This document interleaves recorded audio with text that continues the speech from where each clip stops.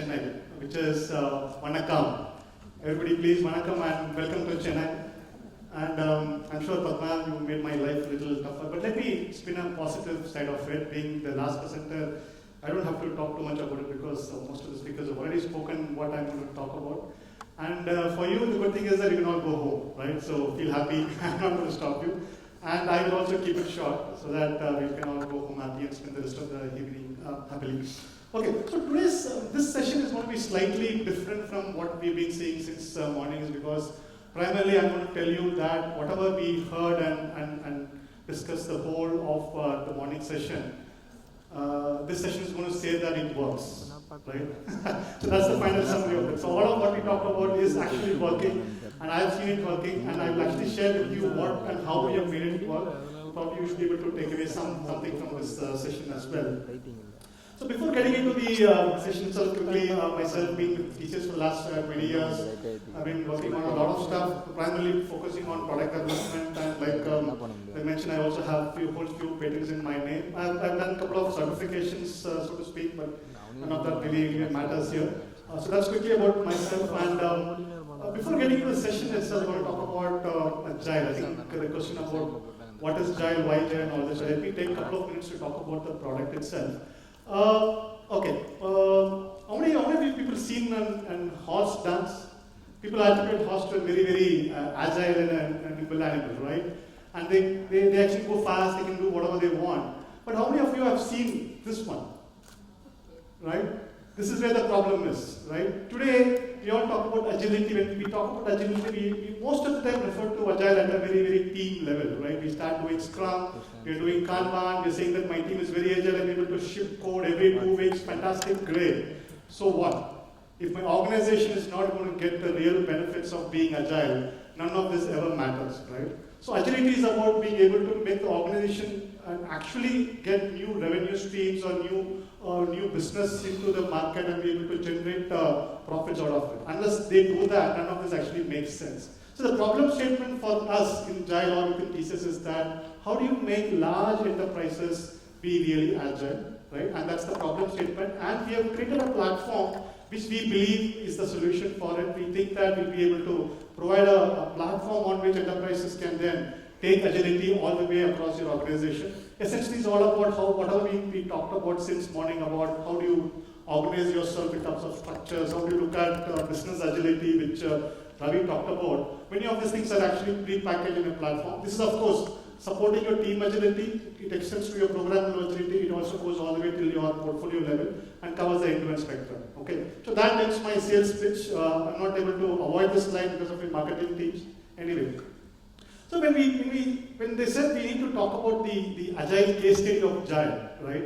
I started thinking, what is that I need to talk about from a case study perspective? So there are three specific pillars or dimensions which I was thinking about. One is development side of it. Like typically, I'm a SaaS product vendor, right? So I also build software and deliver software in the form of a product, right? So I can talk about the development process of it, etc., etc.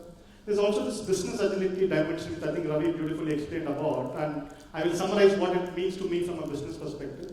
And third, importantly, the organizational process which needs to enable my agility. So I think we all know what a developer agility is all about. It's my ability to create innovative softwares and deliver to the customer faster and take the feedback. We all know that, we've been doing it for the last 20 years, great. But what is business agility, right? So this is something which probably, if I can summarize what Ravi, with your permission, my words I will summarize. It's an ability for an organization to make small bets and use that small bet on idea to convert that into a working product quickly, take it to the market, try it out if the product works, and then generate new revenue streams or additional markets or additional businesses for you. That's business agility in a single line statement, right?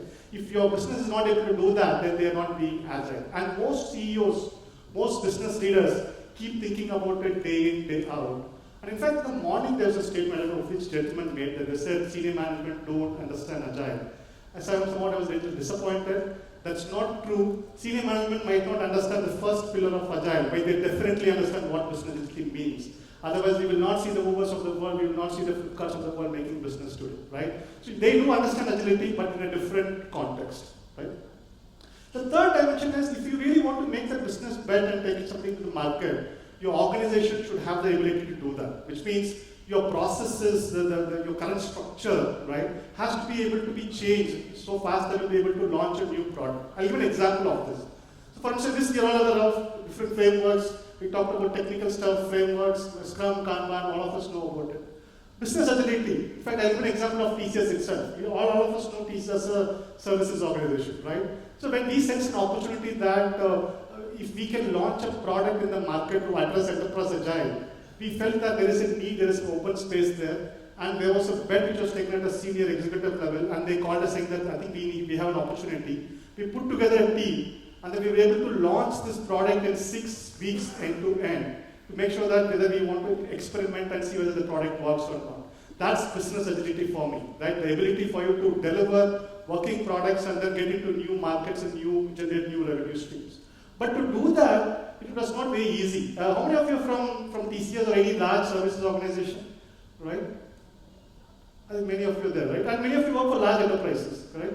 It's very difficult to change basic process. For instance, I'll give a simple example. If you look at the 3 icons I put down there, first is a contract. In most of the services organizations, the kind of contracting process we have, huge documents and somebody has to manually sign, review it, and it takes ages to actually agree and decide on a contract. But we said we want to have an online contract. If you want to buy Jile, just go to the website, click I agree, I want to buy that. When we said that this is what the process needs to be for the product, the senior management literally actually froze. They said that's not going to be possible within TCS. But they made it possible because as an organization we are agile. Similarly, credit card payments. It's easy when I say that today we're all used to buying things online with a credit card, right? But for a company like TCS, to accept payments for its services or the products through a credit card was a revolution. For us it looks like a normal thing, but TCS does not take money from paying by credit card. They don't have the mechanism in place, they don't have the processes in place, we don't have the systems in place. But we built that system, we changed the system today in the system so that we can accept payments through credit cards. That's organizational agility for me, right? The reason I want to put this slide is because I don't want to kind of say that agile is all about just the development part of it. There's a whole broad spectrum of agility, and all of this are kind of very interdependent. You can't do one without the other, right? But for today's session, I'm not going to get into the second and third, because that's again a case study on its own. But I'll talk about just the first slide, because that's where most of us are kind of interested in. And within that first pillar, I'll talk about some 5 examples of what we have done to make ourselves be able to deliver software to our customers in a much more faster manner and take the feedback. Okay, how many of you have heard this word called WOW, way of working, right? So and how many people know discipline agile as a framework? Okay, so that's something which they propagate, right? And one of the things which discipline agile talks about is that you need to first define what is your way of working, right? So this is our standard way of working, and again, this is not something which we started on day one. This is what we operate today. In the morning, we saw there is, somebody talked about the North Star metric, right? So we have a vision, saying that this is why I want Jile to be. This is where I want to focus on, and that doesn't change. That's the guiding star for me. Anything I do, I'll cross-check whether that's aligned to my vision. From there, I have defined my quarterly roadmaps, because most of the problem with this agile teams is that the management does not really have a view of what's coming up. They say you're doing sprints, so what? What is the long-term picture? And we say that we don't do long-term planning in agile. That's not the fact. Doing a road mapping is actually kind of a long-term planning. So we create a roadmap which is not a plan written on stone, it's an intent, but it could change. But it gives a view to the management that what could potentially come going forward with the market. And then, of course, we do have a regular release planning, and we have a monthly release cycle, right? So there was other debate today about why can't I release every week? Why can't I release every quarter, right? One of the discussions we had within our team is that how fast we need to ship to the market, right? It is easy to say that I can ship 10 times a day, and we can even do 100 things to ship 10 times a day. But is your customer ready to accept a 10 times shipment in a day? We had a very beautiful example of whether can we actually ship 10 times with the software when the flight is actually flying. The answer is absolutely no, right? So you have to define your cadence, or you have to define your agility in terms of where and how your customers are able to consume, right? You cannot change things on the fly, but if your customers are not willing to consume it at that rate, then there's no point in being at that agile. So you will have to define that cadence in a way which is amenable for your customer to consume your solution. So we felt that a monthly cycle is an ideal way. So we have a monthly release cycle, and we do a 3-week construction. And then we also have a specific transition phase. Again, people call this as an anti-pattern, saying that you cannot have a dedicated 1 week just for transition, right? But I'll ask you, there was a question about documentation, right? User manual documentations, etc. All I'm asking is that go and understand what is the cost of pushing your software into production. Is it just moving your code? Then do it every day. But if you really look at large enterprise class system, it's not just about moving your code. If you look at a list of things which I've listed here, right? We'll have to update a user manual, just one example. We'll have to train the sales teams. We'll have to train the marketing teams. You'll have to train your potential users. There's a lot of effort involved in transitioning from your development state to your production ecosystem, right? It's not easy to say that I can ship every day. It all looks nice, it looks very sexy, but that doesn't work in real life. So look at the cost of transition. And if your cost of the transition is high, have a dedicated time for doing it. There's no harm in doing it as long as you're able to fit everything into a 1 month release cycle, right? So what is the takeaway from this particular way of working is that you start with the standard model. Because when I look through this slide to people, they ask me, do you do Scrum, do you do Kanban, I do mix of everything. I said, I don't know, right? Technically, if you look at this particular way of working, I've actually taken bits and pieces of multiple approaches. We started with Scrum, right? And then the team felt that Scrum is not good enough. I want to move to a Kanban because I want to go into a single piece flow. Great. But what happened to the program team? How do they manage it? There's a different model. Then there is a separate transition phase. So can I pick some ideas from DA and then see whether I can do that? And finally, I want my way of working, right? Morning, somebody talked about Chuhari, right? First one is Shu, which is I pick a standard model. Then I actually evolve my model. And finally, it's about continuously growing and have my own model. This model works for me. I'm able to deliver every month. And this is agile for me. And this is my framework. If somebody says you're not pure agilist, that's your problem, right? So I think don't get bogged down by the framework and the rules and of the game. Define your own way of life. And that's the first takeaway from this slide. Second, I think all of today we talked about teams, organization structures, and how do you organize people and all that. We went through the same set of problems. Look at these are the real pictures of all my teams in different locations. So we have spread more across India in most of the parts of the city. Unfortunately, we were not able to co-locate because they all say that they put everybody in the same place, right? But you don't get the right skill in the right place, right? If I'm getting a great guy sitting in Jamshedpur, why not hire him, right? That's a practical challenge, right? Is it a bad model? The answer is no, because I don't get the person, so I get the person, put him in Jamshedpur. So we discussed about it. There are technologies available for people to collaborate and be virtual co-located, not just physically co-located, right? So we felt that it doesn't matter where the teams are based out of, but they all will be mentally co-located, right? That's how it is. People actually will know each other. They actually talk to each other on video cons and other communication channels, but they are extremely co-located. We took the product structure from SAFe, because we felt that, I think there were some SAFe bashers in the morning today. I don't know who those were. I think somebody talked about SAFe being non-safe and all that stuff there. But I think there is goodness in everything, right? Let's not badmouth about a certain framework and et cetera, et cetera.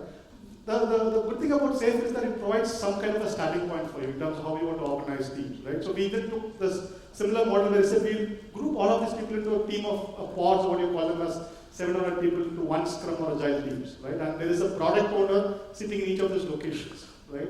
Each location, the product owner is there. So we form the teams around the product owner and the location where the product owner is based on. If I'm getting a great guy who is a product owner sitting in Bhubaneswar, then I'll form the team in Bhubaneswar, right?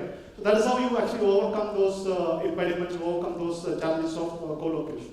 There's no one right formula.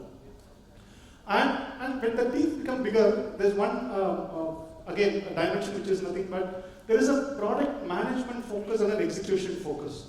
I think you'll have to look at these two also as two separate things, because most of the time in our day-to-day life, we actually get into the execution focus, delivery part of it, right? Building the things right is what we focus on. But are we building the right things is something which we really don't put so much of attention into. So you should have a product management structure, which is again another agile team. But their velocity is measured based on number of features they are grooming and keeping it ready for the execution teams. Right? Morning we talked about different velocities for different teams. We do that. Product management team velocity is not about how many features they deliver, but how many features they could groom continuously and keep it ready for my execution teams to start building it. How many features they can prioritize in the particular sprint to make sure that it is available for my team to start working on, etc. The last point is about shared services. It's a necessary evil.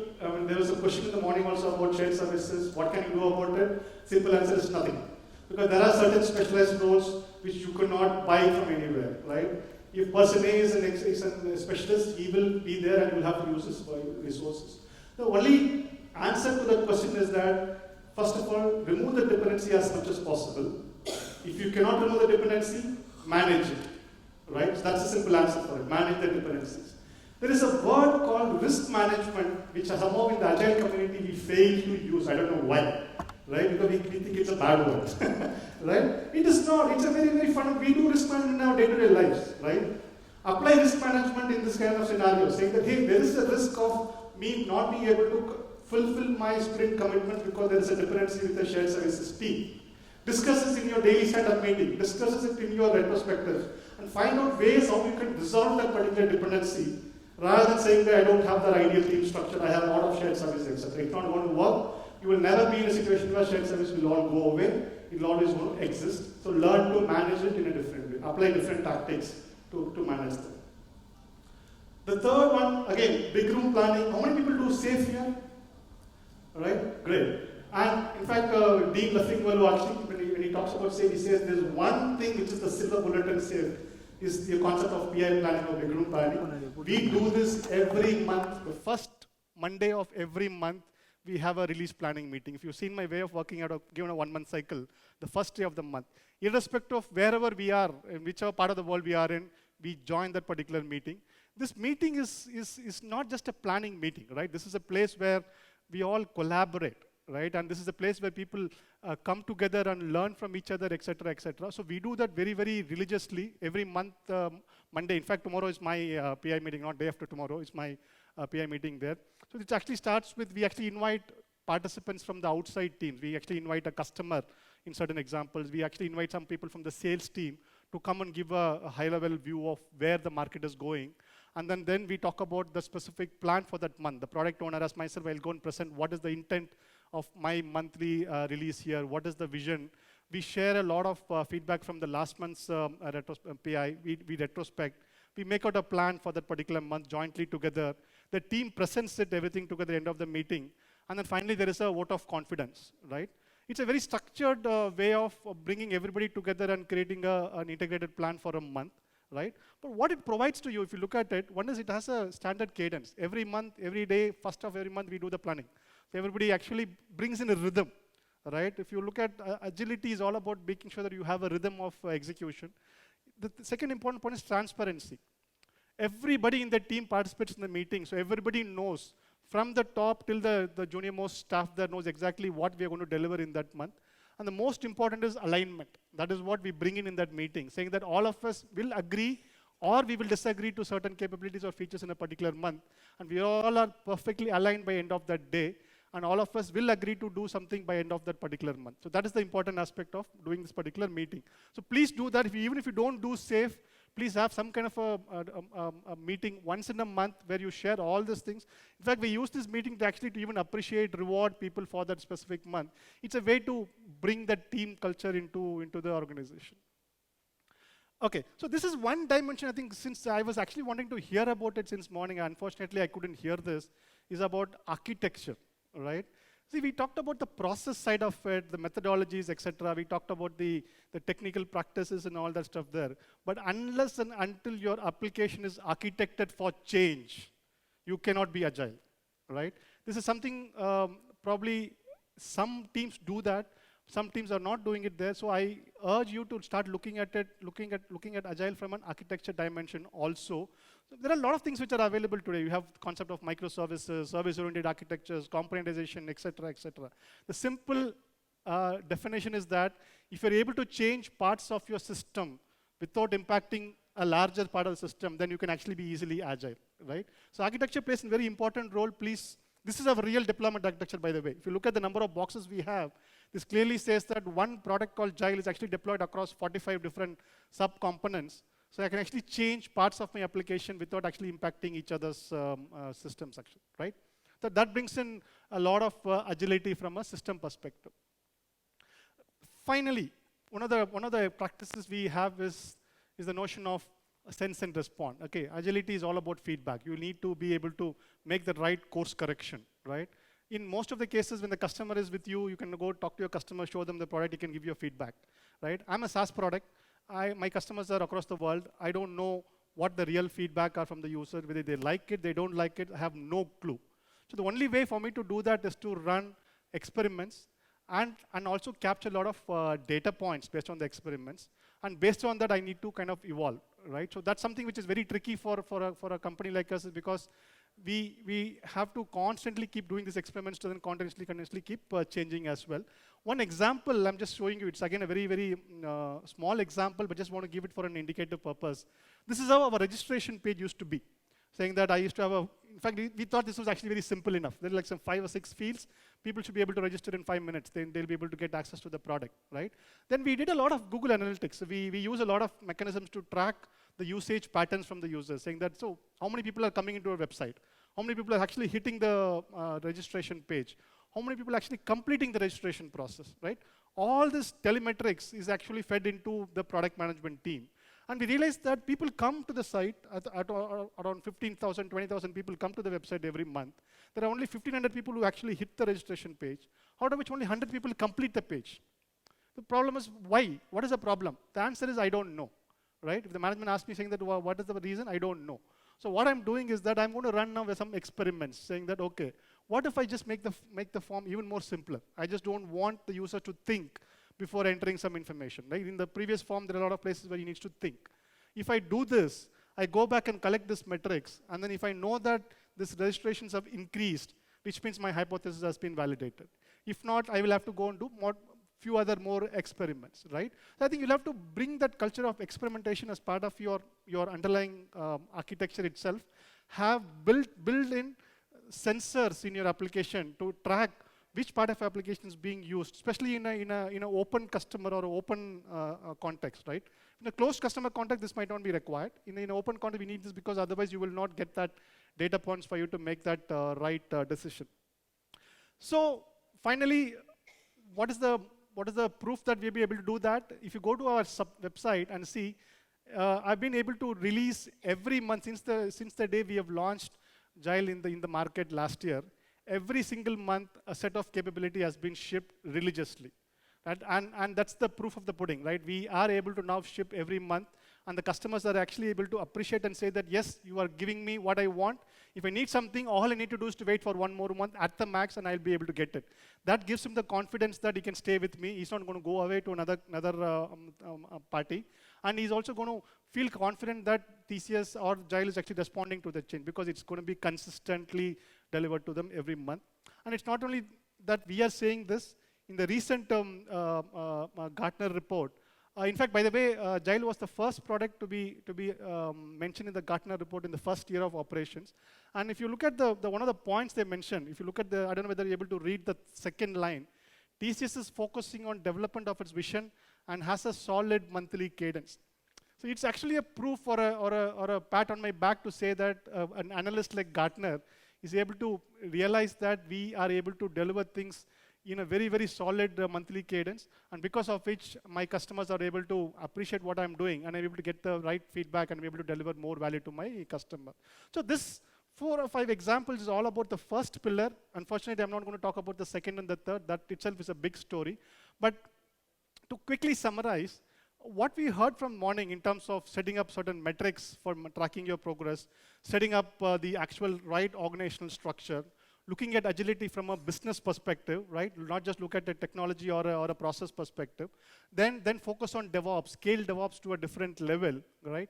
And of course, the entire day about how we can bring agility at an enterprise level, which is what organizational agility is all about, is actually being put into practice in Jile. And we feel that Agile works, but you might not have the perfect recipe at hand by looking at some of your frameworks or some of your best practices.